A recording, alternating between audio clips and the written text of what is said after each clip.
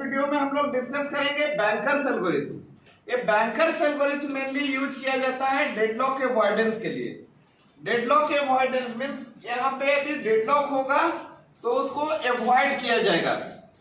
पहले इससे देखिए स्टेप बाय स्टेप, पहले हम लोग सीखेंगे required matrix for implementing bankers algorithm. Bankers algorithm को इंप्लीमेंट करने के लिए क्या क्या मैट्रिक्सेस चाहिए।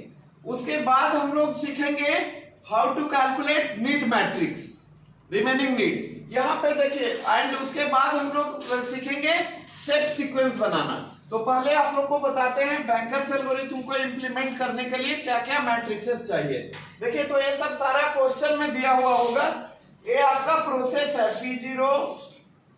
P0 हो गया यहाँ पे, ये आपका P1 process P1, process P2, process P3 and P4। ये पहला जो मैट्रिक्सेस है, पहला फील्ड है, इसको बोलते हैं maximum need of the process. Means process का सिस्टम में हमारा 5 प्रोसेस है, P0, P1, P2, P3, P4। तो ये मैक्सिमम मैट्रिक्स बताता है maximum need of the process. कोई भी प्रोसेस का मैक्सिमम नीड क्या होगा। जैसे ABC दिया हुआ है तो ABC3 आपका रिसोर्स टाइप है। किसी किसी क्वेश्चन में दिया हुआ होगा ABCD तो 4 रिसोर्स टाइप होगा। कहीं पे दिया हो सकता है R1, R2, R3। तो ये सब क्या है, रिसोर्स टाइप है।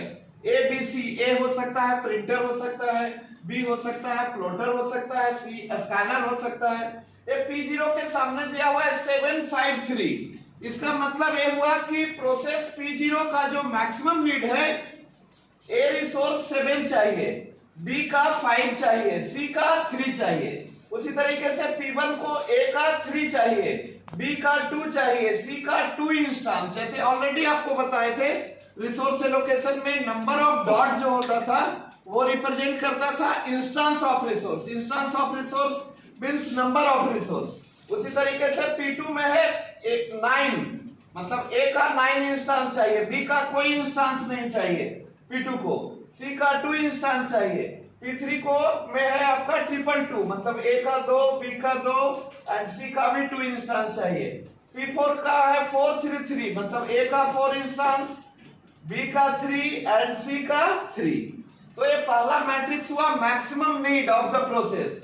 एंड आफ्टर दैट है आपका सेकंड फील्ड जो है करंट एलोकेशन, मतलब एट प्रेजेंट प्रोसेस के साथ कितना नंबर ऑफ रिसोर्सेस एलोकेटेड है। तो P0 के सामने दिया हुआ है 0, 1, 0, मतलब P0 को A का कोई इंस्टांस नहीं दिया गया है, B का 1 इंस्टांस है P0 के साथ, C का कोई इंस्टांस नहीं है। P1 200, A का 2 इंस्टांस, B और C का कोई इंस्टांस नहीं एट प्रेजेंट प्रोसेस P1 को दिया गया है। P2 302, A का 3 इंस्टांस, B का 0 इंस्टांस, C का 2 इंस्टांस।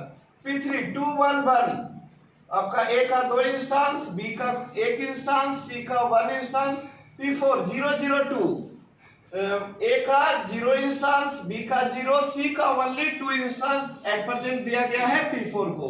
अब ये वाला जो फील्ड है थर्ड फील्ड, इसको बोलते हैं करंट अवेलेबल, मतलब सारे प्रोसेस को आफ्टर एलोकेशन जो अभी एट प्रेजेंट रिसोर्सेस अवेलेबल है वो है 332, मतलब A का 3 इंस्टांस, B का 3 इंस्टांस एंड C का 2।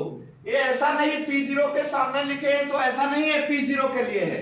ये जो करंट अवेलेबल है ये ऑल द प्रोसेस यानी 5 प्रोसेस है। ये 5 प्रोसेस के लिए आपका करंट अवेलेबल है। अब हम लोग नेक्स्ट वीडियो में देखेंगे how to calculate need matrix. इतना सारा दिया हुआ होगा, इससे आपको नीड मैट्रिक्स कैलकुलेट करना होगा। Okay, thank you.